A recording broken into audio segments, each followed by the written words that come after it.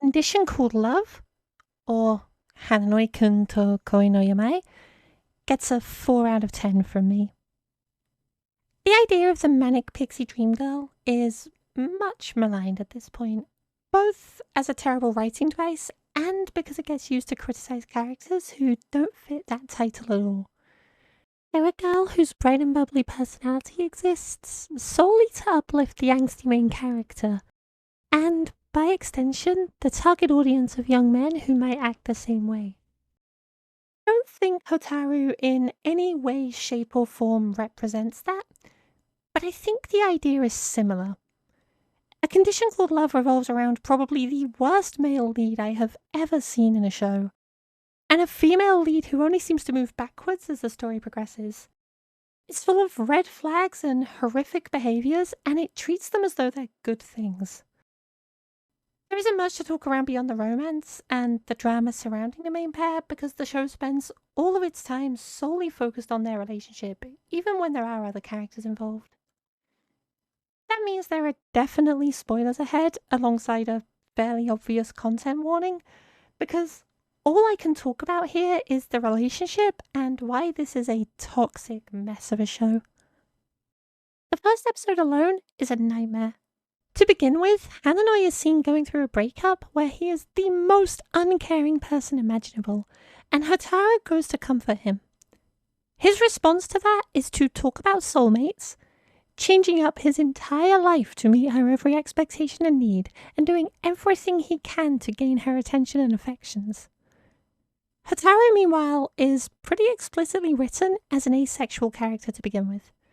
Without going into spoilers, this is explained as the series progresses, and what a surprise! She isn't actually ace, and the handling of this is just terrible. As individual characters, meanwhile, they're still pretty bad. Hananoi is mostly just a toxic mess all around. He tells any guy who's close to Hotaru to leave her alone, and openly tells one of them that he isn't interested in being friendly with anyone but Hotaru. To her, he's possessive and needy, warping himself around any perceived request and pushing her to figure out her feelings to the point of giving her an ultimatum, a time limit by which they either start dating or never talk again. Worse yet, everyone around them looks at this and talks about how caring he is and how he only has eyes for her, and essentially treat the relationship the same way that the show as a whole does. As though this is a happy, healthy relationship and not a controlling and possessive one. Hotaru, meanwhile, is a fairly mild character, so it's harder to see those shifts across the series, but most of her character revolves around her acceptance of Hananoi. She's a character who exists solely to see Hananoi's possessive nature and interpret that in a positive light. If the manic pixie dream girl is the hyperactive love interest whose sole purpose is to fix a flaw in the main character, then Hotaru is the opposite. A passive love interest who not only forgives but encourages every one of the main character's faults. This might seem like a fairly harsh interpretation. Hananoi does start to become more accepting of others as the series progresses, and Hotaru has some good interactions with her other friends. But this relationship paints the entire series in such a negative light. It isn't helped by Hananoi's backstory, which only serves to double down on him being possessive and, to put it bluntly, really creepy. I think most shows portray relationships in a great way, to be honest.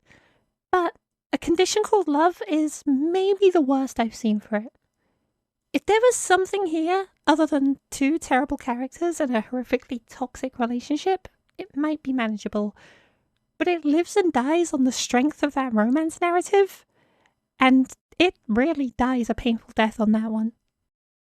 If you like this video and want to read more of my reviews ahead of the video releases, or if you'd like to support me in making these, check out the links in the description, and I hope to see you here again for the next one.